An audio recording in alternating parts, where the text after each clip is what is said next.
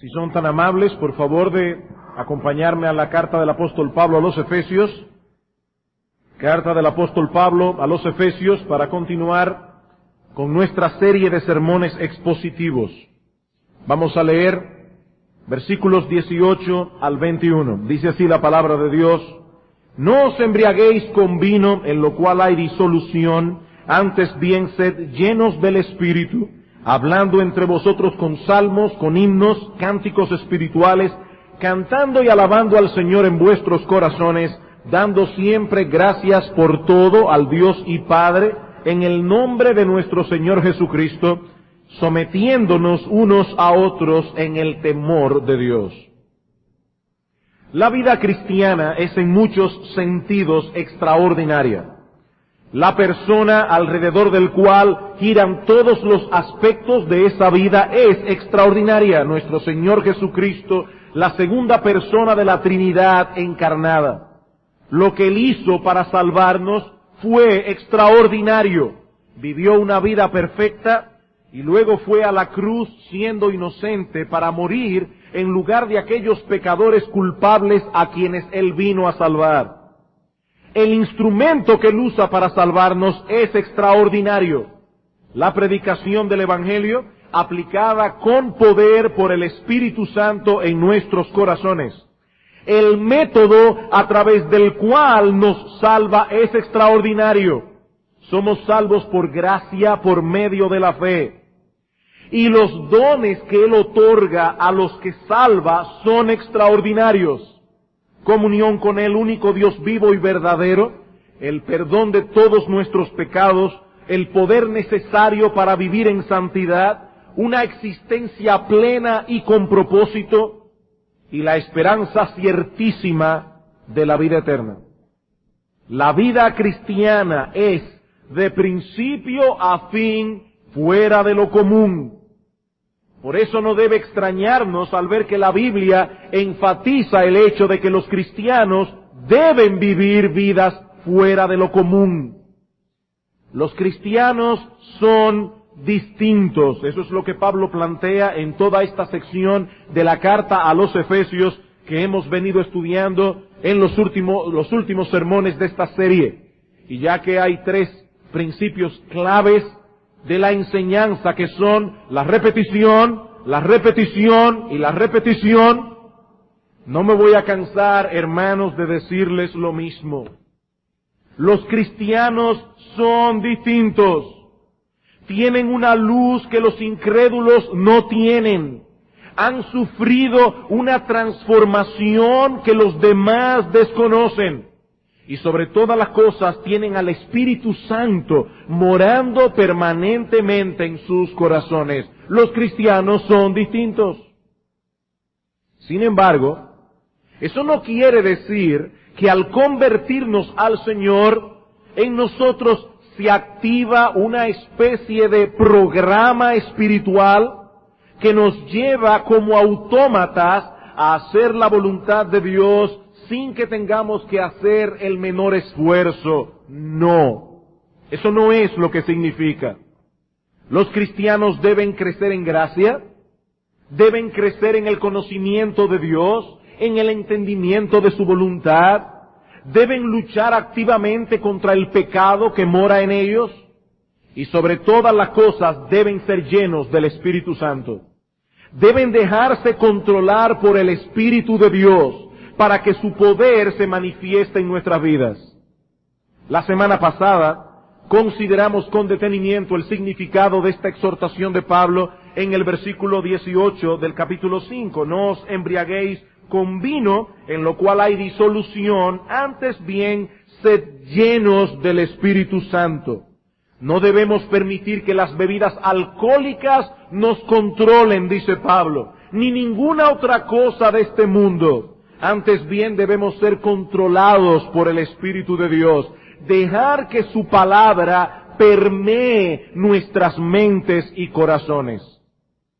¿Y cuáles serán los resultados que cosecharemos en la medida en que la palabra de Dios ejerce tal influencia sobre nosotros y el poder del Espíritu Santo se manifieste en nosotros. ¿Cuáles serán los resultados?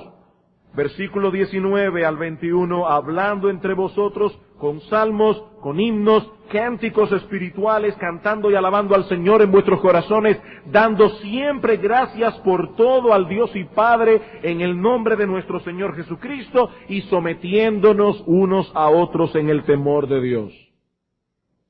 Así como la embriaguez produce en el incrédulo una vida disoluta, descontrolada, miserable, así la llenura del Espíritu Santo produce en el creyente una adoración gozosa y edificante, gratitud y sumisión mutua. Esto es básicamente lo que el apóstol Pablo nos dice aquí.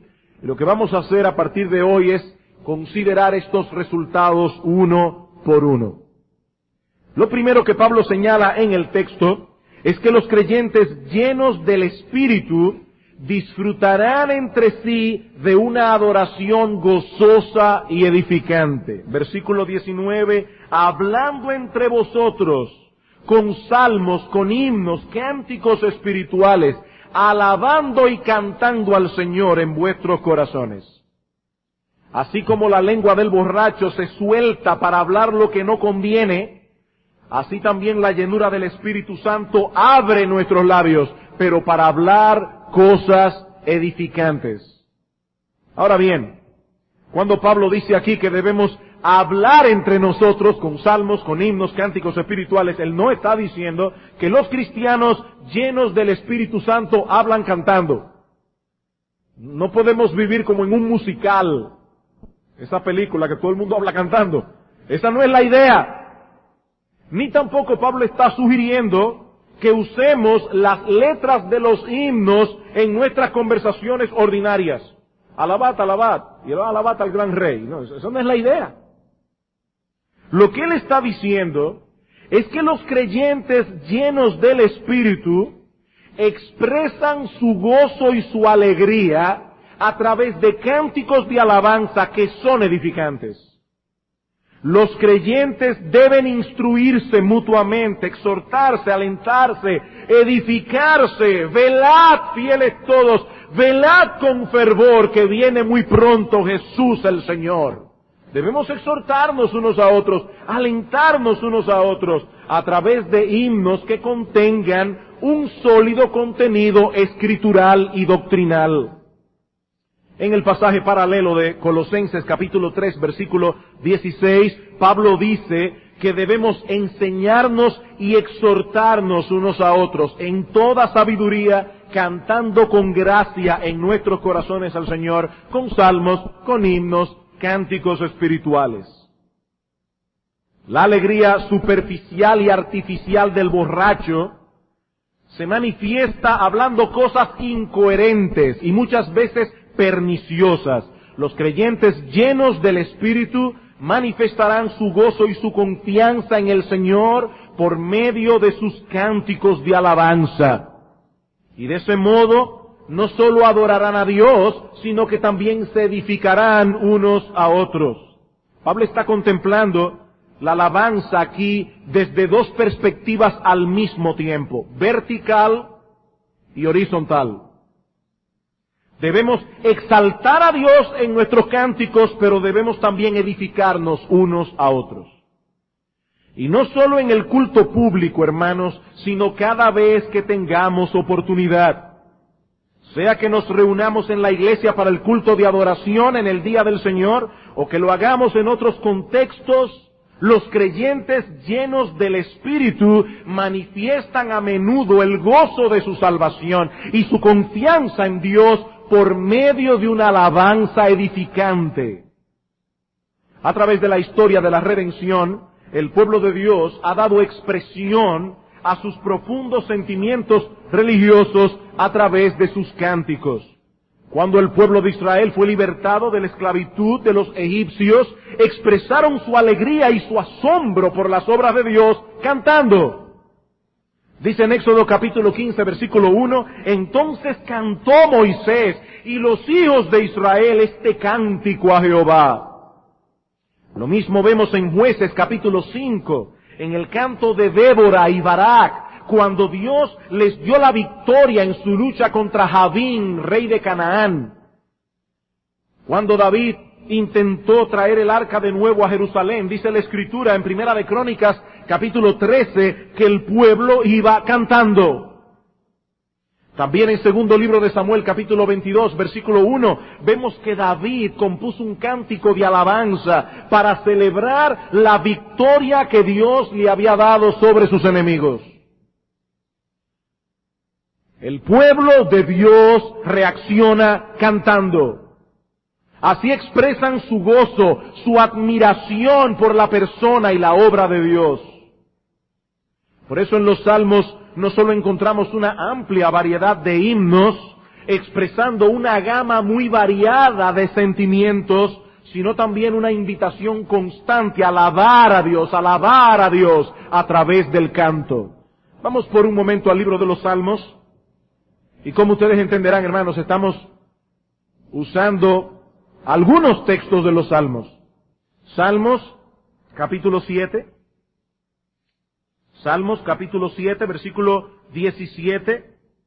Alabaré a Jehová conforme a su justicia y cantaré al nombre de Jehová el Altísimo. Capítulo 9, versículo 1 y 2. Te alabaré, oh Jehová, con todo mi corazón. Contaré todas tus maravillas. Me alegraré, me regocijaré en ti. Cantaré a tu nombre, oh Altísimo. Capítulo 13, versículo 5. Mas yo en tu misericordia he confiado, mi corazón se alegrará en tu salvación. Cantaré a Jehová, porque me ha hecho bien. Salmo 18, versículo 49. Por tanto yo te confesaré entre las naciones, oh Jehová, y cantaré a tu nombre. Salmo 21, versículo 13. Engrandécete, oh Jehová, en tu poder. Cantaremos y alabaremos tu poderío. Salmo 33, versículos 1 al 3. Alegraos, oh justos, en Jehová. En los íntegros es hermosa la alabanza. Aclamad a Jehová con arpa. Cantadle con salterio y decacordio. Cantadle cántico nuevo. Hacedlo bien, tañendo con júbilo. Hermanos, tenemos un Dios confiable y todopoderoso. Por tanto, debemos exaltarle y glorificarle, respondiendo con fe a las diversas circunstancias de la vida. Y el cantar himnos de alabanza es parte de esa respuesta de fe, incluso en medio de las tribulaciones. Vamos por un momento al Salmo 57. Este salmo es interesante por la manera como comienza y la manera como termina. En el Salmo 57 encontramos una plegaria del salmista pidiendo ayuda a Dios. Dice en el versículo 1, ten misericordia de mí, oh Dios, ten misericordia de mí, porque en ti ha confiado mi alma, y en la sombra de tus alas me ampararé hasta que pasen los quebrantos. Este hombre está en problemas. Versículo 4, mi vida está entre leones. Versículo 6, red han armado a mis pasos, se ha abatido mi alma, hoyo han cavado delante de mí, en medio de él han caído ellos mismos. Y ahora que dice el salmista en el versículo 7, pronto está mi corazón, oh Dios, mi corazón está dispuesto, cantaré y trovaré salmos. Y muy probablemente porque el alma de este hombre estaba afligida, él levanta su alma delante de Dios. Despierta, alma mía, despierta, salterio y arpa, me levantaré de mañana, te alabaré entre los pueblos, oh Señor, cantaré de ti entre las naciones. Cantaré. Comienza pidiendo ayuda, termina cantando. Mi hermano amado, nuestros sentimientos actuales no anulan lo que Dios ha revelado de sí mismo en su palabra. Nuestros problemas pueden ser inmensos en este momento, pero Dios sigue siendo soberano, todopoderoso, sabio, santo, justo y bueno. Nuestros problemas son grandes, inmensos, pero Dios sigue siendo el mismo. El creyente que está lleno de la palabra y por consiguiente lleno del Espíritu Santo que inspiró la palabra, cantará. Los atributos de Dios estarán continuamente delante de sus ojos. Este hombre conoce a Dios a través de la palabra. Y todas las experiencias de la vida, Él podrá ponerlas en perspectiva a la luz de la palabra. Y todo eso provocará en Él un canto de alabanza a Dios. Como Pablo y Silas en la cárcel, a medianoche, ¿qué hacían? Lamentar su suerte porque habían sido apresados a pesar de que estaban sirviendo a Dios. No, dice la palabra en Hechos capítulo 16, a medianoche cantaban himnos de alabanza a Dios. Los creyentes llenos del Espíritu cantan. En sus reuniones podemos oírles cantar y edificarse y alentarse mutuamente. Los himnos que entonan no son un mero entretenimiento, sino la expresión gozosa de un corazón lleno de la palabra, de un corazón que realmente cree lo que la Biblia dice acerca de Dios, acerca de sus promesas, acerca de sus planes para con nosotros. Ese hombre cree y canta. Por eso, hermanos, los cánticos en la iglesia no pueden sustituir la predicación de la palabra. Y yo sé que esto puede sonar paradójico en medio del tema que estamos tratando hoy. Pero hermanos, es precisamente por eso que es un grave error que demos tal preponderancia a los cánticos que minimicemos la enseñanza de las Escrituras. Hay iglesias que cantan hora y media y predican 10 minutos. Eso es un error. El creyente que mejor canta es el que está respondiendo a la enseñanza de la palabra que ha recibido y atesorado en su corazón. Y los himnos que canta deben ser un vehículo de expresión de esa palabra que tiene atesorada en el corazón. Si hay algo que revelan claramente los salmos de la Biblia es que poseían sustancia y una gran calidad literaria. Si queremos agradar a Dios con nuestros himnos, debemos seguir ese patrón. Como bien ha dicho alguien, la música de adoración no debe ser superficial, centrada en el hombre o pobre en calidad. No. Los himnos deben ser sólidos doctrinalmente, así como deben ser hermosos y bien logrados poéticamente. Colosenses capítulo 3, versículo 16.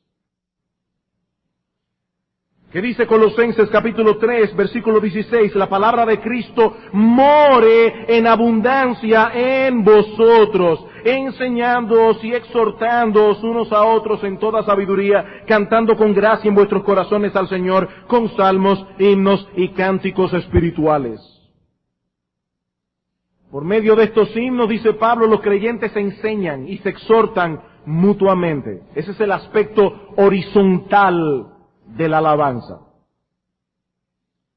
Pablo no solo está presuponiendo, hermanos, que nosotros vamos a cantar en nuestras reuniones himnos con un sólido contenido escritural y doctrinal, lo cual no quiere decir igual a aburridos, no necesariamente.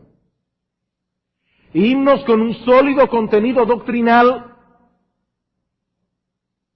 sino que al cantarlos, Pablo presupone que nosotros vamos a poner atención a la letra. ¿Y por qué yo digo esto? Bueno, porque él dice aquí, enséñense mutuamente a través de la alabanza. Si yo no pongo atención a la letra, esos himnos no me van a instruir, no me van a edificar, no me van a exhortar. Pero como les decía, hermanos, ese no es el único aspecto de la alabanza que Pablo menciona en nuestro texto. Debemos compartir con otros creyentes a través de los cánticos, pero no debemos olvidar que es al Señor al que cantamos. ¿Qué dice Efesios 5:19 otra vez? Hablando entre vosotros con salmos, con himnos, cánticos espirituales, cantando y alabando al Señor en vuestros corazones. Cantando y alabando al Señor.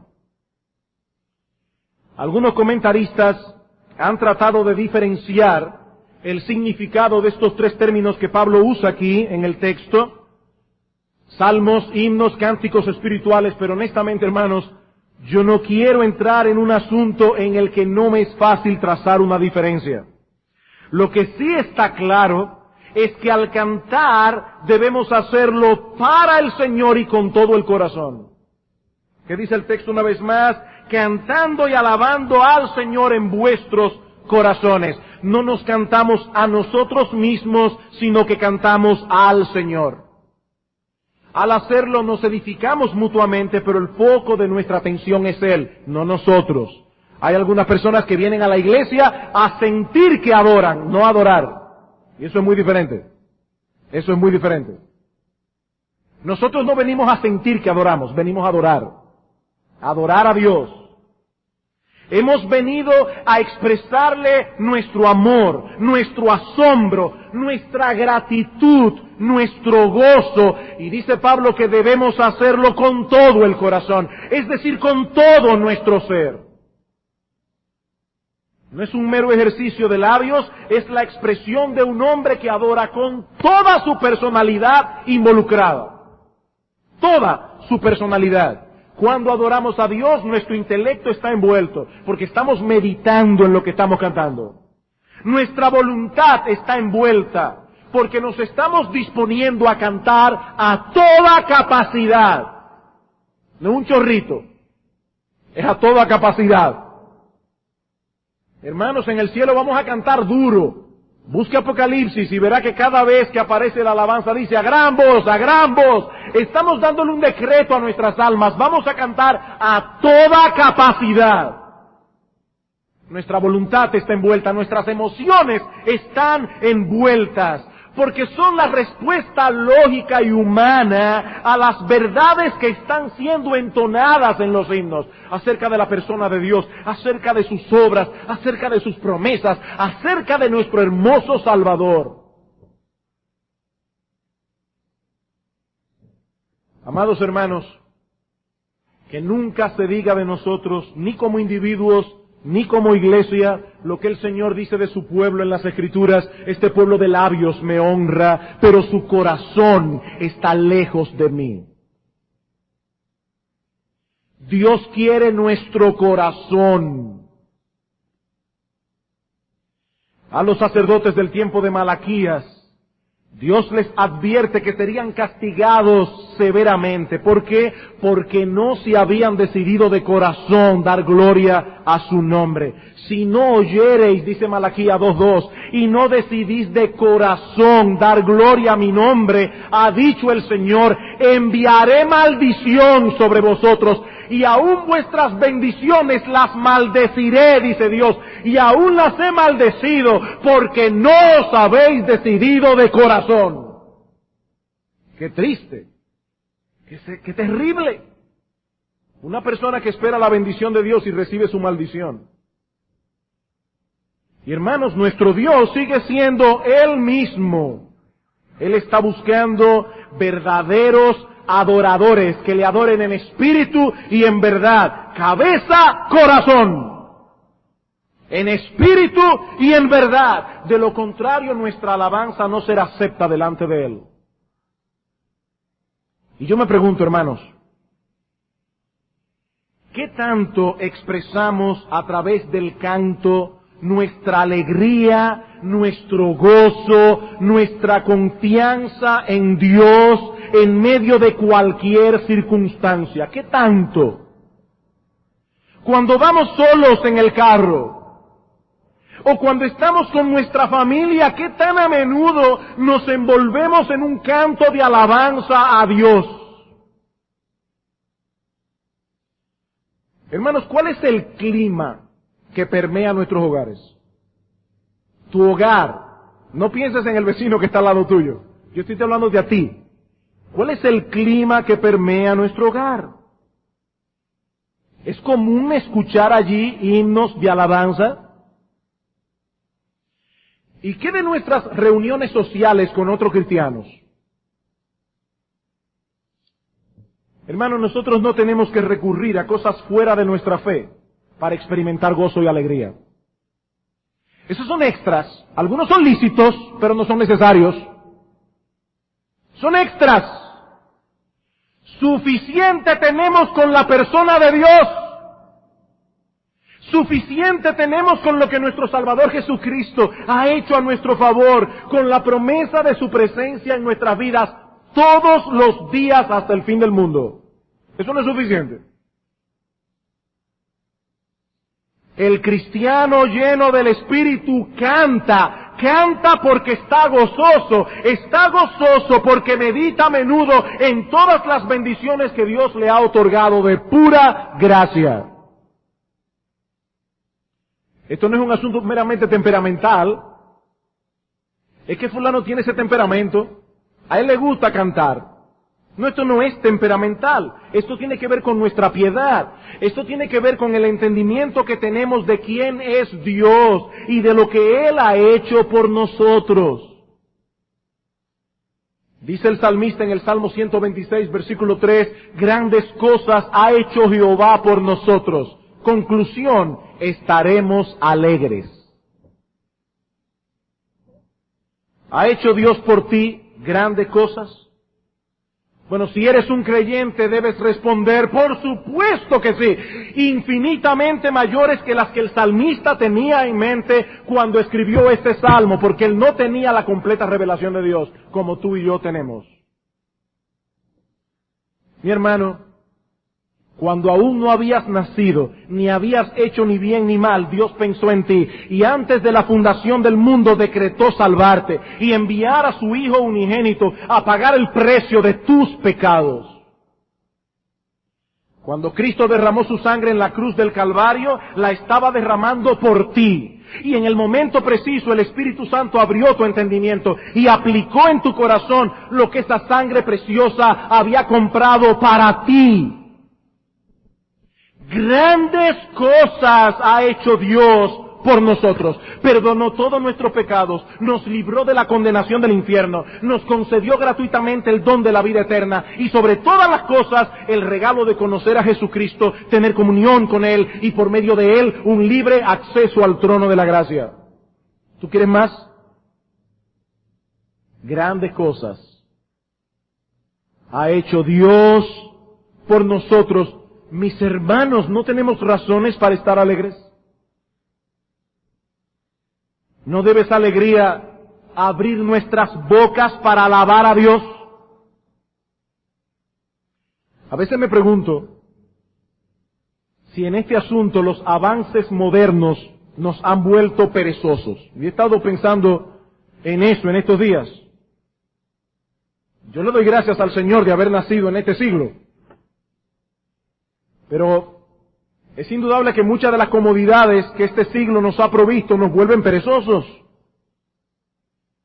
En el pasado, cuando no existían los reproductores de discos, ni de pasta, mucho menos de CDs, cuando no habían reproductores de casetes, la música cristiana que los creyentes oían era la que ellos mismos podían cantar.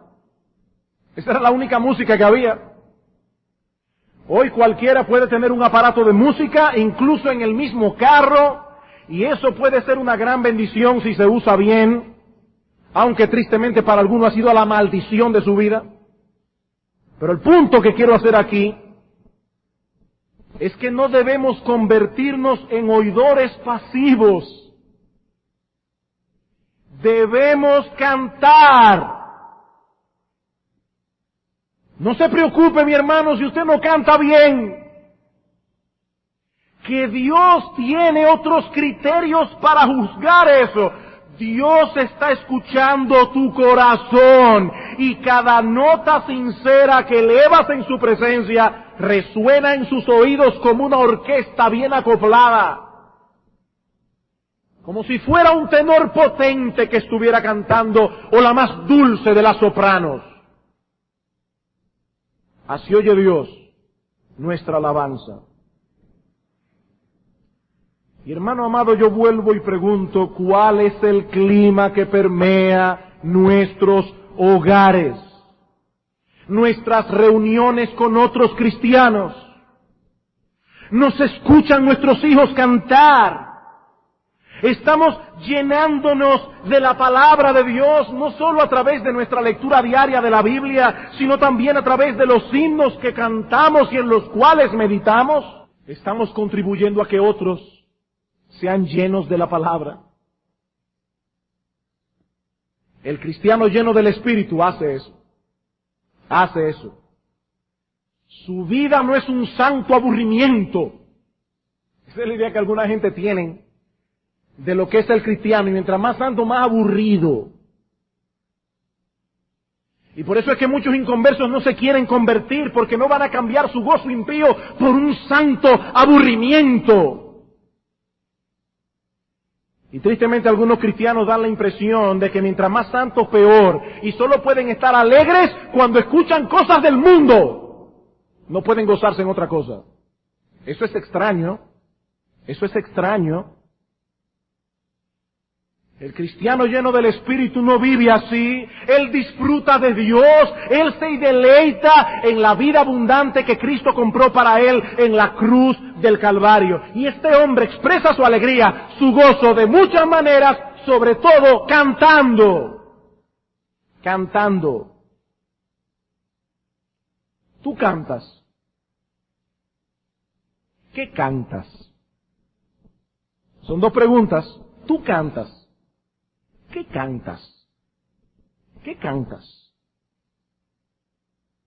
Este hombre vive en la presencia de Dios. Él se goza en Dios y su gozo lo mueve a cantar. Salmo 16. Salmo 16. Este es uno de mis salmos favoritos de la Escritura. Dice en el Salmo 16, versículo 8, a Jehová he puesto siempre delante de mí, porque está a mi diestra, no seré conmovido. Ahora, ¿qué quiere decir el salmista cuando dice, yo he puesto a Jehová delante de mí? Si Dios está en todas partes, yo no tengo que ponerlo delante de mí. Lo que el salmista está diciendo es, yo traigo a mi memoria, a mi mente, la idea de que yo estoy todo el tiempo en la presencia de Dios. Ahora, ¿saben cómo algunas personas ven eso? Como una camisa de fuerza. Oye, pero el que vive todo el tiempo en la presencia de Dios de ese modo, seguramente vivirá nervioso todo el tiempo. Si tú piensas así, tú no conoces a Dios. Y yo no sé si tú eres miembro de esta iglesia, pero tú no conoces a Dios si tú piensas así. Tú no conoces a Dios. Este hombre sí conocía a Dios. Dice en el versículo 9, se alegró por tanto mi corazón y se gozó mi alma, mi carne también reposará confiadamente. A Jehová he puesto siempre delante de mí y por eso se gozó mi corazón. Y en el versículo 11 dice el salmista, me mostrarás la senda de la vida, en tu presencia hay plenitud de gozo, delicias a tu diestra para siempre. La presencia de Dios en la vida del creyente no es una camisa de fuerza, es un motivo de gozo y de alegría. Por eso dice el salmista en el Salmo 100, cantad alegres a Dios, habitantes de toda la tierra, venid ante su presencia, ¿cómo, hermanos? Con regocijo.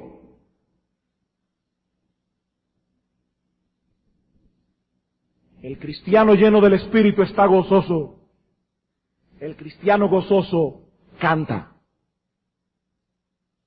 Pero hay algo más que Pablo dice en nuestro texto acerca del cristiano lleno del Espíritu.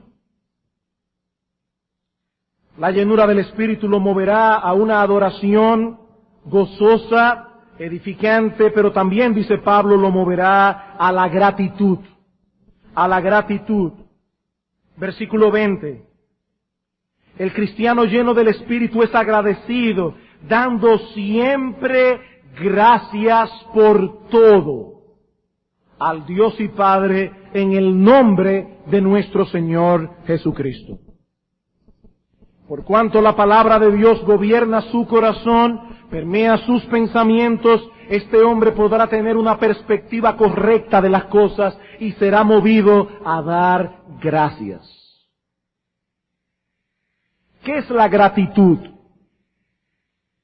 Guillermo Hendrickson, el comentarista, responde, la gratitud es lo que completa el ciclo por medio del cual las bendiciones derramadas en los corazones y vidas de los creyentes vuelven al dador en forma de adoración continua, amorosa y espontánea. La gratitud completa el ciclo. La persona envuelta en esta actividad reconoce al menos tres cosas, dice Hendrickson. Primero, que las bendiciones que disfruta les fueron otorgadas, de modo que honradamente no puede atribuirse el crédito. Dice Pablo, si lo que tú tienes, tú lo recibiste, ¿por qué te glorías como si no lo hubieras recibido? Las bendiciones que recibimos cada día nos han sido otorgadas de pura gracia. En segundo lugar, el cristiano agradecido reconoce que es totalmente indigno de ellas. Yo no entiendo por qué Dios me trata tan bien. Y en tercer lugar, el cristiano agradecido reconoce que las bendiciones de Dios son grandes y muchas. Grandes y muchas. El creyente lleno del Espíritu reconoce esas cosas porque él está lleno de la palabra. Y por eso es agradecido. Y noten lo que Pablo dice aquí acerca de ese agradecimiento del cristiano lleno del Espíritu. Lo primero que Pablo señala aquí es la frecuencia de estas acciones de gracias. Versículo 20, dando siempre gracias. La frecuencia. Regularmente, constantemente, este hombre da gracias a Dios. Esto es algo que lo caracteriza. Es una actitud de su corazón. En otras palabras, un creyente lleno del Espíritu no es un hombre quejumbroso. No se vive quejando, él siempre tiene motivos para dar gracias a Dios. En segundo lugar, Pablo señala el motivo. ¿Por qué da gracias este hombre por todo? Dando siempre gracias por todo. Por las bendiciones materiales y por las espirituales. Por las ordinarias y por las extraordinarias. Por las pasadas y por las presentes, y aún por las bendiciones que con toda seguridad recibiremos en el futuro, porque fiel es el que prometió. Debemos dar gracias por todo, aun cuando nos encontremos en medio de una situación aflictiva. Mis hermanos, cuando el apóstol Pablo escribió estas palabras, él estaba preso en Roma, preso. Pero aún allí él veía motivos para darle gracias a Dios. Él escribe su carta a los filipenses y ¿qué les dice? Mis prisiones han redundado para el bien del Evangelio. Y yo le doy gracias a Dios por eso. Yo me gozo en eso. Y le dice a los filipenses, gócense conmigo, no me cojan pena. Estoy en prisión, pero gozoso, contento, agradecido por todo lo que Dios me da. ¿Significa esto que los cristianos debemos ser masoquistas? Oye, qué bueno que me golpearon, yo estoy tan contento. Qué bueno que me privaron de mi libertad, qué bueno que estoy enfermo. ¿Significa que los cristianos debemos ser masoquistas? ¿O que los cristianos debemos ser insensibles y darle gracias a Dios por los problemas que llegan a nuestras vidas porque eso no nos afecta en absoluto? ¿Significa esto, hermanos, que los cristianos no debemos distinguir entre lo bueno y lo malo y darle gracias a Dios porque otros están pecando y porque sus pecados nos dañan a nosotros? ¿Eso es lo que significa? No, hermanos, los creyentes no somos masoquistas, los creyentes no somos insensibles, los creyentes podemos distinguir entre lo bueno y lo malo. Pero los cristianos sí pueden y deben someterse humildemente a la soberana mano de Dios en medio de las aflicciones, reconociendo que todas las cosas obran para el bien de aquellos que le aman. De esa manera, no le damos gracias a Dios por aquello que Él abomina. Hermanos, Dios odia el pecado. Y nosotros debemos odiar el pecado también. No debemos darle gracias a Dios por lo que Él abomina. Pero sí podemos y debemos darle gracias por la obra que Él está haciendo en nosotros, en nuestro carácter, a través de esas aflicciones, a través de los pecados de otras personas contra nosotros. El cristiano lleno de la palabra de Dios será gobernado por esta perspectiva y no tendrá problema alguno en darle gracias a Dios por todo, en todo.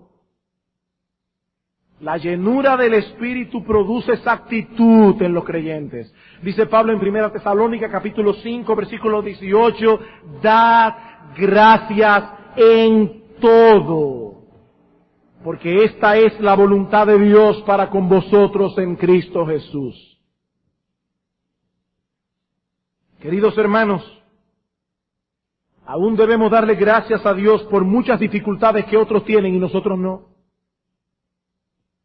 Esta semana pasada estaba ahí caminando por el jardín botánico, haciendo ejercicio, disfrutando de la belleza de la creación.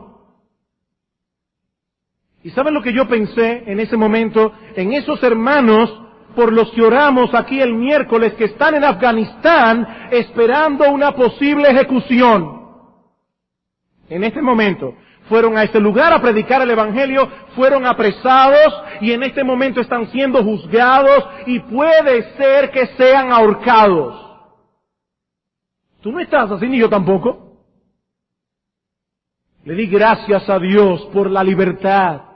Le di gracias a Dios por poder caminar libremente. Le di gracias a Dios por esa libertad, hermanos, que nosotros tenemos, que muchas veces no apreciamos. Esa libertad que muchas veces no usamos para el avance del reino de Dios. Hay hermanos en otros lugares que no tienen lo que tú y yo tenemos. ¿No debemos darle gracias a Dios? Como decía hace un momento, debemos dar gracias a Dios por las bendiciones ordinarias, no solamente por las extraordinarias. ¡Qué bendición poder ver! ¡Qué bendición poder oír! ¡Qué bendición poder gustar los alimentos! ¡Qué bendición poder hablar, cantar! ¡Qué bendición tan grande! Dad gracias en todo. En tercer lugar, Pablo nos dice cuál es el foco de nuestras acciones de gracias. ¿A quién van dirigidas? Dice el texto, dando siempre gracias por todo al Dios y Padre. Al Dios y Padre. No es que llegue a nuestras vidas porque sí, o porque un ser misterioso nos las envía, no, es un Padre. De Él, por Él y para Él son todas las cosas. Y por lo tanto Él merece la gloria y nuestra gratitud por todas las cosas. Él es la causa primaria de todas las bendiciones que recibimos diariamente. Yo no recuerdo bien la historia, pero alguien me contó de una familia en un seminario que una madre y sus hijos que habían ido a estudiar allí, y estaban en un momento orando al Señor porque les proveyera alimento. Y unas personas, no sé cómo, se enteraron del asunto, impíos, incrédulos, que quisieron gastarle una broma.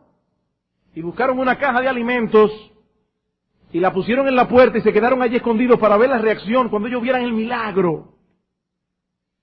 Y cuando ellos abrieron la puerta y vieron la caja de alimentos y se dieron cuenta del movimiento y de lo que había allí, no me acuerdo cómo fue que se dieron cuenta, pero el asunto es que ellos se postraron y comenzaron a darle gracias a Dios por haber usado esos impíos para proveer los alimentos. Dios nos da todas las cosas en abundancia para que las disfrutemos. A Él, hermanos, sea la gloria. Él es bueno y para siempre su misericordia. Dando siempre gracias por todo al Dios y Padre. Los judíos tenían una forma muy peculiar de mostrar sus emociones. Era un pueblo muy físico. Cuando ellos estaban tristes se echaban cenizas y rompían la ropa. Eso no lo hace nadie en Occidente. Ahora, cuando ellos estaban contentos, ellos también estaban contentos. Y hacían muchas cosas a través de las cuales manifestaban sus emociones, que al día de hoy, si nosotros las hacemos aquí, la persona que venga de visita va a pensar que estamos todos locos. Cada cual en su cultura. Pero mis hermanos amados, si bien es cierto que ellos manifestaban sus emociones de alguna manera que nosotros no acostumbramos a hacerlo, esa era su cultura, nosotros también debemos manifestar nuestras emociones. A veces uno está orando aquí.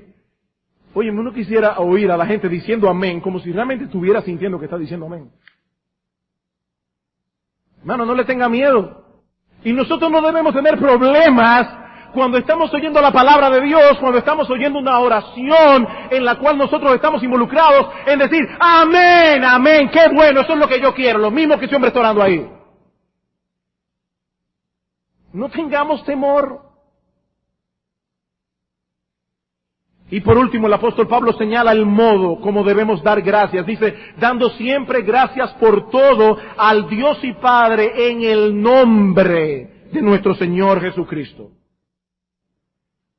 En el nombre del Señor. Fue Él quien compró para nosotros todas las bendiciones que el Padre derrama sobre nuestra vida constantemente, por medio de nuestro bendito, precioso, excelso, glorioso Salvador Jesucristo. Es por medio de Él como mediador que esas bendiciones nos son otorgadas. Es Él, nuestro bendito Señor, quien ha abierto el camino para entrar en la presencia del Padre. Por lo tanto, es en su nombre que debemos dar gracias. Y eso no significa necesariamente que cada vez que demos gracias, digamos, en el nombre de Cristo te doy gracias. Lo que el apóstol Pablo está diciendo aquí es que el cristiano lleno del Espíritu da gracias al Padre con la conciencia de que si no fuese por su Señor, por Jesucristo, no estaría disfrutando ninguna de esas cosas por las que está dando gracias. Él da gracias consciente de que Cristo es todo para él. Oh Señor, si no fuera por mi Salvador, si no fuera por mi Salvador.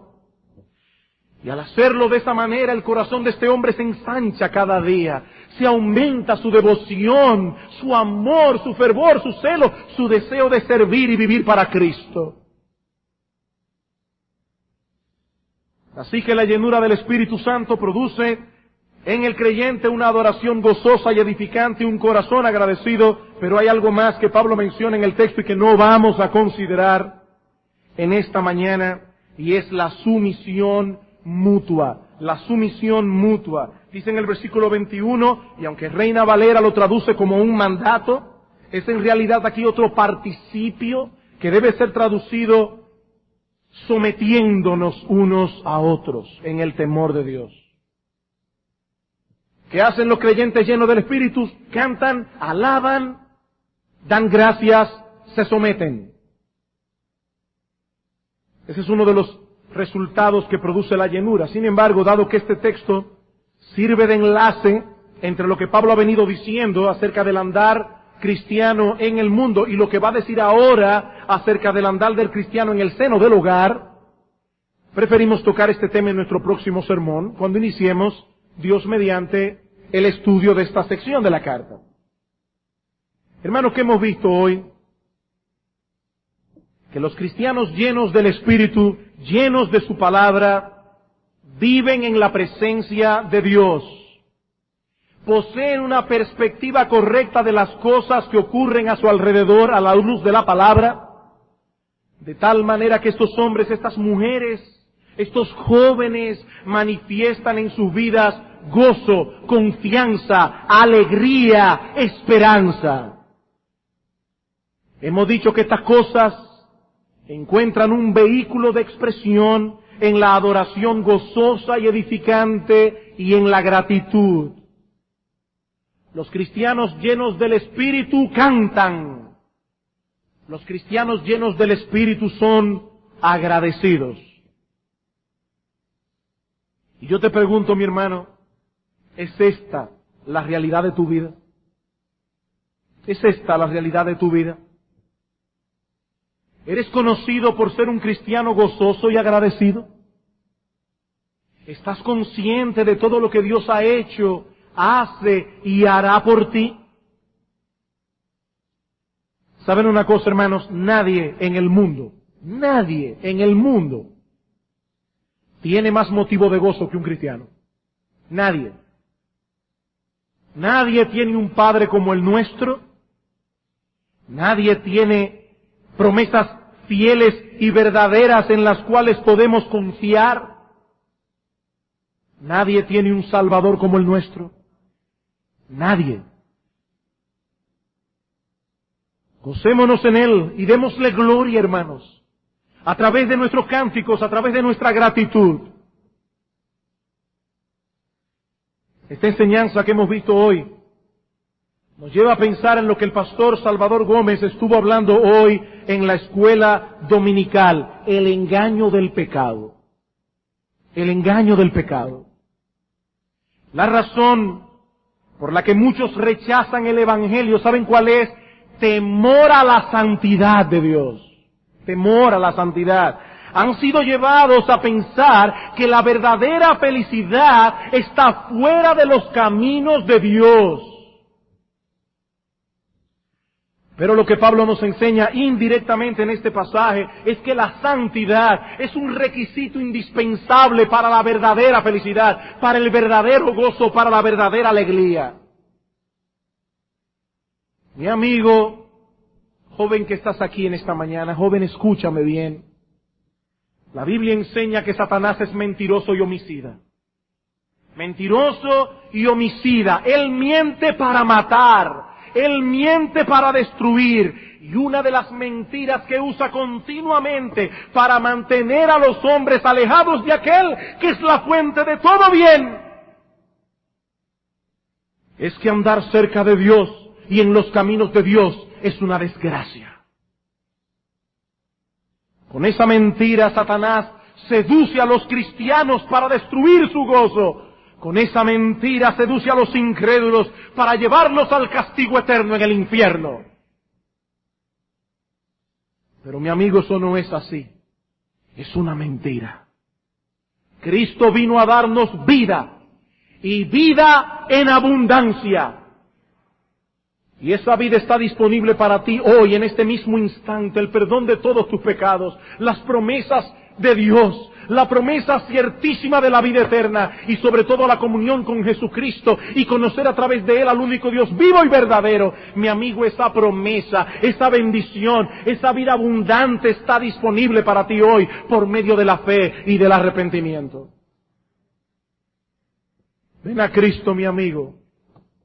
Ven a Cristo y Él pondrá un cántico de alabanza en tu corazón. No una alegría superficial y ligera, no una alegría que pasa cuando las cosas de este mundo pasan, una alegría que es eterna, una alegría que nos seguirá más allá de la muerte, una alegría con la que estaremos alabando y gozando de Dios por los siglos de los siglos.